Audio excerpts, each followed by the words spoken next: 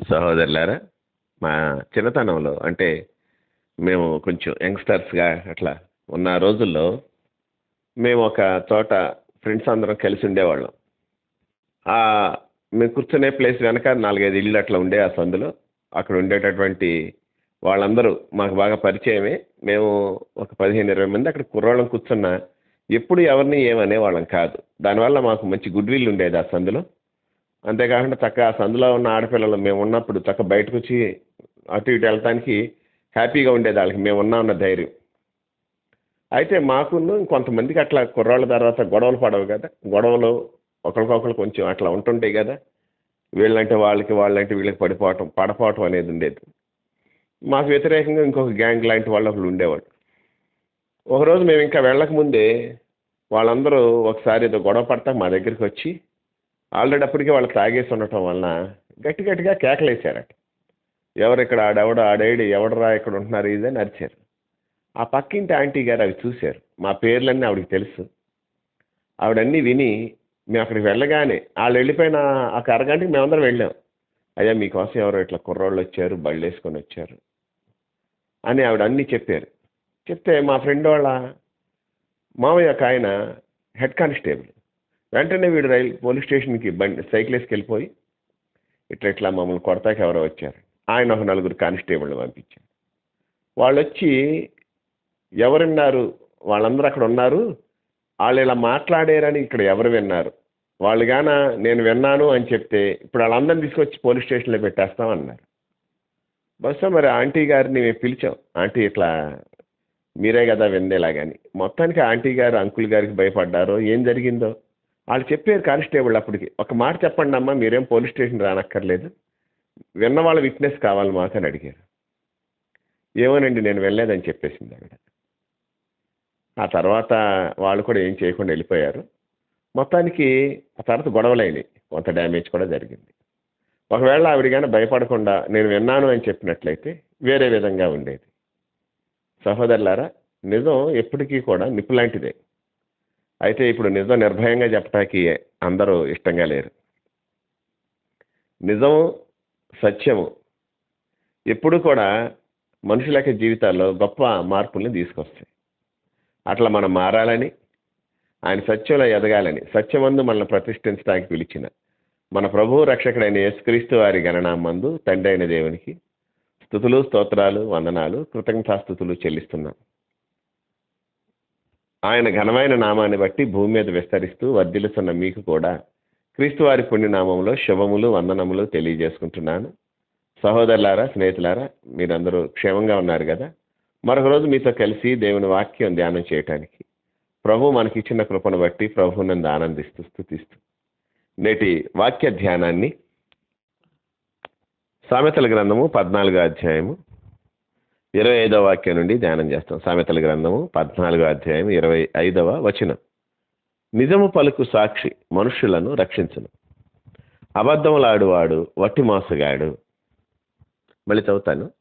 నిజము పలుకు సాక్షి మనుష్యులను రక్షించును, అబద్ధములాడువాడు వట్టి మోసగాడు.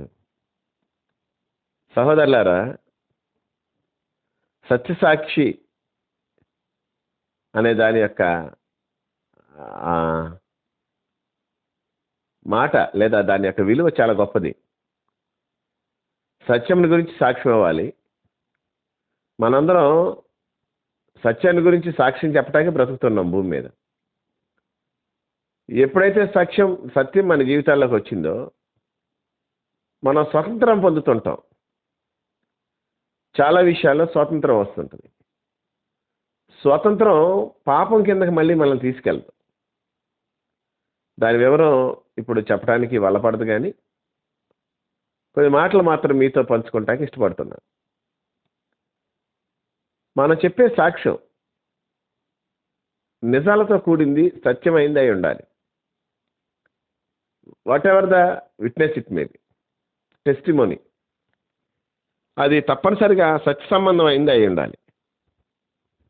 మీరు గమనించినట్లయితే తెలుగులో ఉన్నటువంటి ఇది వేరు. నిజము పలుకు సాక్షి మనుష్యులను రక్షించును అనుంది. కొంచెం ఒకసారి మీరు ఇంగ్లీష్లోకి వెళ్తే, ఏ true witness delivers Saul's. Deliver Saul's అంటే ఆత్మను రక్షిస్తుంది అని ఉంది. డెలివర్ సౌల్స్ అని అంటే మనం చెప్పే సాక్ష్యంలో కనుక సత్యం ఉంటే, నిజం ఉంటే, అది ఆత్మను రక్షిస్తుంది. లేకపోతే నువ్వు చెప్పే సాక్ష్యం నిష్ప్రయోజనం. అట్ ద సేమ్ టైం ఇంకో మాట ఏమైనా ఉందంటే, అది ఇతరులను మోసం చేస్తుంది. అబద్ధంలో ఆడువాడు వట్టి మోసగాడు అని ఉంది.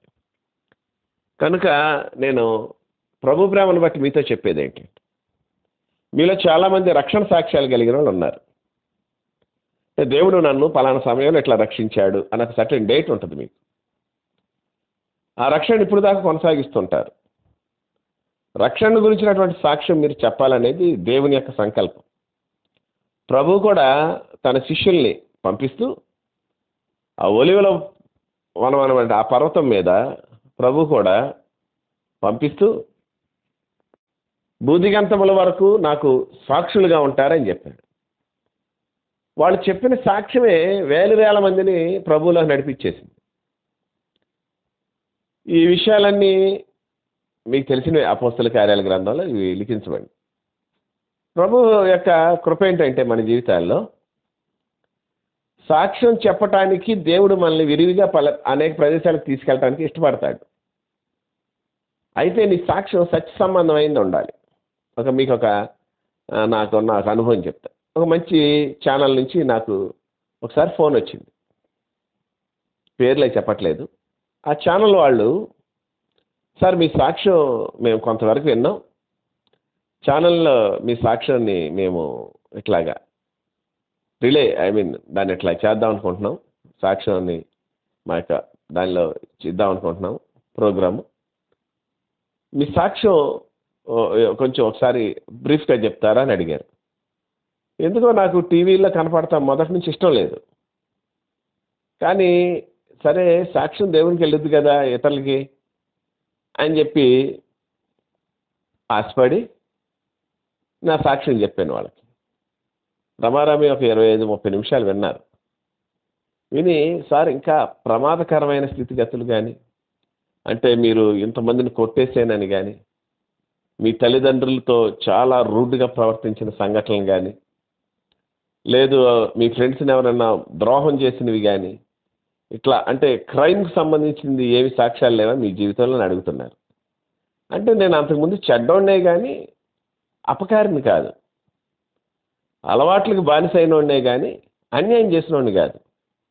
వాళ్ళు అలాంటివి ఆశిస్తున్నారు ఆ ఛానల్ వాళ్ళు. అలాంటివి నాకు లేవండి. అలాంటివి ఏమైనా ఉంటే చెప్పండి సార్, అవి కూడా కలిపితే చాలా ఇట్లా ఉంటుందని చెప్తున్నారు. లేనివి నేను ఎక్కడ చెప్తాను? ఉన్నవి చెప్పడానికి దరిద్రంగా ఉంది, ఉన్నవి చెప్పుకుంటాక అసహ్యంగా ఉంటుంది. అదేంటో కొంతమంది చాలా సిగ్గుపడాల్సిన విషయాల్ని సంతోషంగాను అతిశయంతోనే చెప్తుంటారు. వీరి గురించి పౌలు గారు ఫిలిప్పీ పత్రిక 3వ అధ్యాయంలో రాస్తూ అంటాడు. 3వ అధ్యాయం 17, 18, 19 ఆ వాక్యాలు మీరు గమనించినప్పుడు, చాలామంది దేవుని యొక్క సిలువకు శత్రువులుగా నడుచుకుంటున్నారు. వీరి గురించి చాలాసార్లు మీతో చెప్పా, ఇప్పుడు ఏడుస్తూ చెప్తున్నాను. అంటే వాళ్ళు దుఃఖం కలిగించారు పౌలు. ఏంటి వీళ్ళు ఇన్నాళ్ళు నేర్చుకుంది ఇదేనా, నా దగ్గర నుండి కూడా ఏం నేర్చుకున్నారు వీళ్ళు అనేది తెలిసింది అని. చివరిలో ఏమంటాడంటే, వారంతా నాశనమే, వాళ్ళ కడుపే వాళ్ళకి దేవుడు, తాము సిగ్గుపడాల్సిన సంగతి యందు అతిశయిస్తున్నారు అని చెప్తాడు. భూ సంబంధమైన వాటి అందే మనసు ఉంచుతున్నారు అని చెప్తాడు. మంచిది. ఇప్పుడు సిగ్గుపడవలసిన విషయాలని అతిశయిస్తూ చెప్తారు సాక్ష్యం. అసలు నేను గాన తాగానంటే అసలు ఆ రోజు బాటిల్ ఎత్తితే అంత దరిద్రంగా చెప్పుకోనక్కర్లా. You have to feel shy, guilty. అసలు నీ జీవితంలోకి ఒక విధమైన సిగ్గొచ్చేయాలి. మారు మనసు పొందిన తర్వాత కూడా తొడగొట్టి చెప్తున్నావు అంటే అలాంటి విషయాలు అసలు ఇది మారు మనసే కాదని అనిపిస్తుంది నాకు ఒక్కోసారి. అంటే ఈ విషయంలో మిమ్మల్ని ఏమన్నా దుఃఖపెడితే నన్ను క్షమించండి. మారు మనసు పొందిన తర్వాత కూడా తొడగొట్టి ఎట్లా చెప్తున్నావయ్యా? సాత్వికం, దేనత్వం అని 2 క్వాలిటీస్ తప్పించి మిగిలిన పెద్దగా కనపడకూడదు మన జీవితంలో. అప్పుడప్పుడు ఏదో గబాల్ని ఇంట్లో ఉన్న విషయాలను బట్టో, పర్సనల్ విషయాలను బట్టి ఏదో కొంచెం కోపాలు అట్లా వస్తాయేమో కానీ సహజంగా కానీ సాక్ష్యం చెప్పేటప్పుడు దేవుని సన్నిధిలో నేను గాన నువ్వు గాన అట్లాంటివి ఏం కుదరదు ఇక అంతే. బ్యాడ్ లక్ ఏంటంటే వాళ్ళు వాటి ఎందు అతిశయిస్తూ చెప్తారు. కాబట్టి సహోదరులారా, సాక్ష్యం సత్యమే ఉండాలి. బిఫోర్ క్రైస్ట్ చాలా తక్కువ ఉండాలి, క్రీస్తు నీ జీవితంలో రాకముందు. ఎందుకంటే చెప్పుకుంటా రోత తప్పించి ఏముండదు. రోతే పాట ఉందిగా, నీ రక్త ప్రభావమున నా రోత హృదయంబును. ఆయన రక్త ప్రభావాన్ని బట్టి రోత హృదయం మారాలి. ప్రభువు నమ్మకం ముందంతా రోతే, కాబట్టి రోత తక్కువ ఉండాలి. ప్రభువు నమ్మిన తర్వాత అంతా నీతి ఎక్కువగా ఉండాలి. కాబట్టి ఏడి ఎక్కువ ఉండాలి. క్రైస్ట్ నీ జీవితంలోకి వచ్చిన తర్వాత ఎక్కువ ఉండాలి. బ్యాడ్ లక్ ఏంటంటే క్రీస్తు వాళ్ళ జీవితంలోకి వచ్చిన తర్వాత తక్కువ చెప్తుంటారు, క్రీస్తు రాకముందు పెద్దది చెప్తుంటారు. సాక్ష్యమిచ్చేదా మన స్వామి యేసు దేవుడు అంటే నీ సాక్ష్యంలో స్వామి యేసుక్రీస్తు దేవుడు అనే సాక్ష్యం ఉండాలి. అంతే, యేసుక్రీస్తు దేవుడు, ఈయన సర్వాధికారి అయిన దేవుడై ఉండి నిరంతరము స్తోత్రార్హుడై ఉన్నాడు. ఆ దేవుని గురించిన సాక్ష్యం నువ్వు చెప్తూ ఉండాలి. సహోదరి సహోదరుడా, అది కూడా నిజమే చెప్పాలి. రోజుకి 5 సిగరెట్లు తాగేవాడు 15-20 సిగరెట్లు తాగుతున్నాడని ఇట్లాంటి కొంచెం హెచ్చుగా చెప్పుకోవటం వల్ల నీ సాక్ష్యం స్ట్రాంగ్గా కనిపిస్తాను, నువ్వు అపోహలోకి వెళ్తున్నావు, కానీ అది మోసపరుచుద్ది అనే స్థితిలోకి లేదు.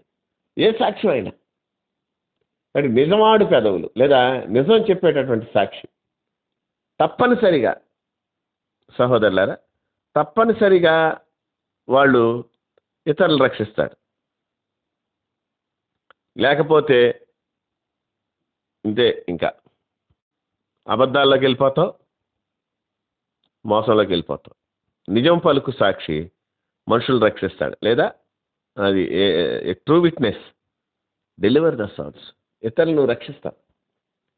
అగ్నిలో నుండి కొందరిని లాగినట్టు రక్షించమని దేవుడు చెప్పాడు. ఇతరులు రక్షించే పని దేవుడు మన చేతుల్లో పెట్టాడు. నాశనమునకు జరుగుతున్న వారిని నువ్వు రక్షింపవా? ఆ సంగతి నాకు తెలియదని నువ్వు అనుకునే ఎడల హృదయాల్ని శోధించే దేవుడు ఆ విషయం నిన్ను శోధించడా, నీకు తెలియజేయడా? కానీ మనుషులు రక్షించాలి అనే తపన మనకు ఉండాలి, రక్షణలో నడిపించాలనే తపన మనకు ఉండాలి. రక్షణ ప్రభు అనుగ్రహించేది, దేవుని ఏర్పాటు చొప్పున వాళ్ళు రక్షింపబడుతుంటారు. అయితే దానికి నువ్వు ఒక వంతెనగా ఉంటూ మాత్రం మానకూడదు. ఆ వంతెన ఎప్పుడు ఏర్పడుద్ది అంటే అన్యుడికి ధన్యుడికి, లేదా అన్య స్థితి నుంచి ధన్యస్థితిలోకి రావటానికి వంతెన ఎప్పుడు ఏర్పడుద్ది అంటే నీ పెదవులు తప్పనిసరిగా సత్యమే చెప్పాలి. True witness. నేను మీతో చెప్పాను కదా, ఒక ఆంటీ గారు, ఆవిడ ఆ రోజు వచ్చి నిజం చెప్పలా, అబద్ధం చెప్పింది. ఆ తర్వాత వాళ్ళు పోలీసులు అంతా వెళ్ళిపోయిన 2 days తర్వాత సారీ అయ్యా అని నేను అబద్ధం చెప్పాను, పోలీసులు అంటే కొంచెం నాకు భయం ఎట్లాగని చెప్పి. అబద్ధం చెప్పకూడదు. సరే, ఆవిడ భయపడి ఉండొచ్చు, ఆవిడకి ఉన్న ధైర్యం అంతే అయి ఉండొచ్చు. బట్ క్రీస్తుని గురించి మనం అబద్ధం చెప్పకూడదు. క్రీస్తుని గురించి నువ్వు ఎప్పుడు నిజమే చెప్పాలి, నిజమాడు పెదవిగా ఉండాలి. కనుక సహోదరులారా, ఈ విషయాల్లో మనల్ని మనం సరి చేసుకుందాం, ఈ విషయాల్లో మనల్ని మనం సరిచూసుకుందాం. ఎందుకంటే దేవుడు నిజమే నీ నోట్ల నుంచి రావాలని ఇష్టపడుతున్నాడు. నువ్వు నమ్మింది నిజమని అనుకోకుండా దేవుని వాక్యానుసారమైన నిజంలోకి నువ్వు రావాలి.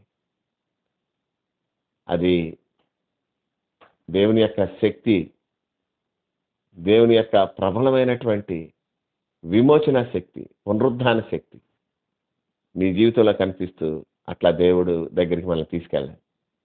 అలాంటి కృపకు మనల్ని మనం అప్పగించుకుందాం. దేవుని కృప మనందరికీ తోడైండును గాక.